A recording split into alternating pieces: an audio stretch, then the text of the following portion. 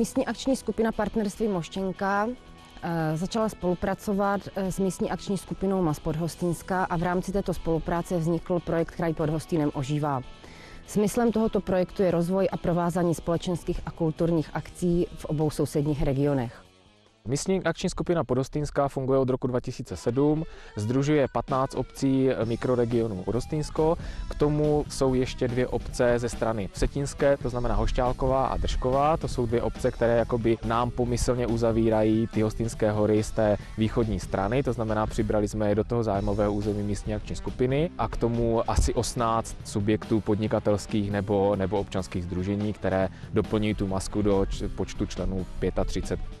Realizace projektu začala v loňském roce a skončila o rok později a byla podpořena z evropských finančních prostředků prostřednictvím programu rozvoje venkova v celkové výši 3,8 milionů korun. Větší část z toho realizovala ve své režii MAS Partnerství Moštěnka, a to asi ve výši 2 200 000 a 2 600 000 profinancovala MAS Podhostýnska. V rámci projektu se realizovaly 4 aktivity. První aktivitou bylo vytvoření turistického informačního portálu www.hostynsko.cz. Na těchto stránkách se mohou obyvatelé regionu i turisté a návštěvníci dozvědět informace o společenských a kulturních akcích, o významných turistických cílech, které je možno v regionu navštívit. A součástí tohoto portálu jsou i 4 webové kamery, které jsou umístěny, jedna na zámku v Dřevohosticích, druhá na zámku v Bystřici pod Hostýnem, třetí je umístěna na Hostýnské rozhledně a 4. na Trojáku v Bludném. My se nacházíme 650 metrů zhruba nad mořem vysoko na vrcholu Bludný. Vrchol Bludný je nejvyšším vrcholem Trojáku. Zde je jeden z výsledků toho projektu tady za mnou. Je to kamerová stanice z meteostanicí, která je plně automatická, každých 15 minut odesílá záběry na webový portál, který byl součástí celého toho projektu.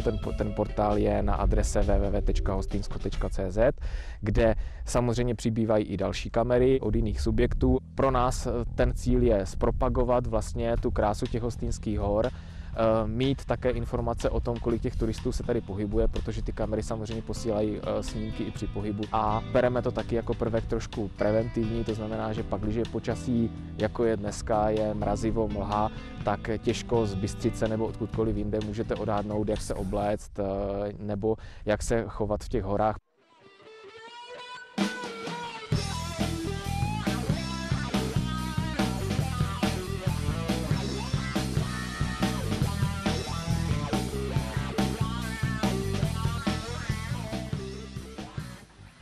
Portál Hostýnsko v podstatě sdružuje z těch 2 zájmových území, to znamená jak z toho Hostýnska, tak z té Moštěnky nabídku kulturních a aktivit, kulturních akcí, které víceméně propagujeme pro celý ten region. Pokud možnosti dotační, které jsou v tom projektu, umožní víceméně na to navázat nějakou další infrastrukturou, tak určitě se nabízí rozšířit ty služby o možnost rezervačních systémů, to znamená systémy pro ubytování, rezervace ski pasů. Máme tady vlastně 3 ski areály, připojujeme ski areály ještě na straně Slušovic, takže těch možností v té digitalizaci a v té nabídce je poměrně hodně a nám ta technologie toho portálu, která byla pořízená jako otevřená, umožňuje ho nadále rozvíjet.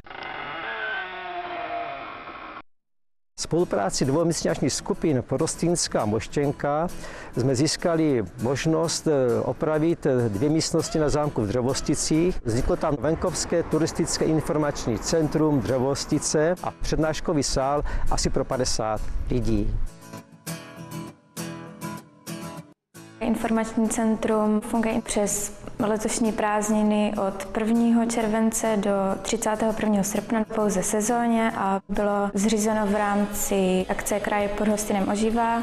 Částka byla poskytnuta 850 000 korun. Poskytujeme informace o zámku Dřevohostickém, turistických atrakcích v okolí a ubytování, stravování.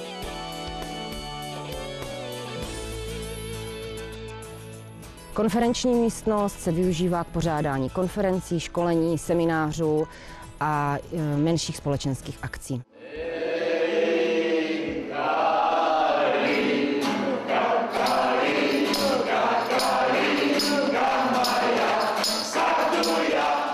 Informační centrum v Dřevohosticích má navázanou spolupráci s informačním centrem v Bystřici pod Hostýnem a je provázáno také s webovým portálem Východní Morava a s olomouckým turistickým portálem OK Turism.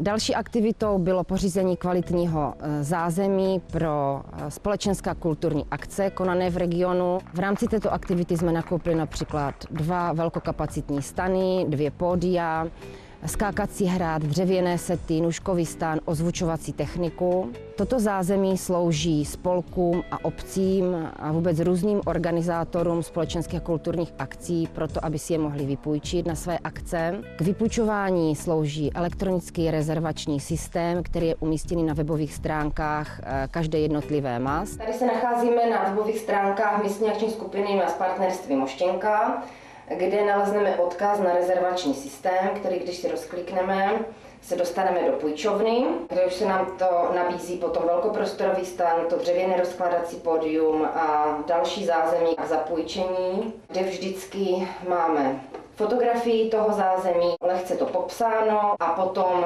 způsob, jakým se vlastně přihlašujeme a zablokujeme si daný požadavek.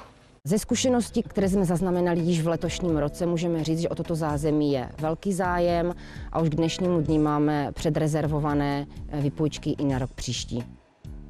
Poslední část finančních prostředků byla použita na propagaci s cílem, aby se o tomto projektu dozvěděla široká veřejnost. Do budoucna vidíme využití celého projektu právě v tom, že se budou podporovat společenská kulturní akce v celém regionu, že webové stránky budou sloužit a zázemí budou využívat všechny organizace, které budou mít zájem. Důležitý je i vznik venkovského informačního centra, který bude sloužit turistům a podpoří tedy turistický a cestovní ruch v celém regionu.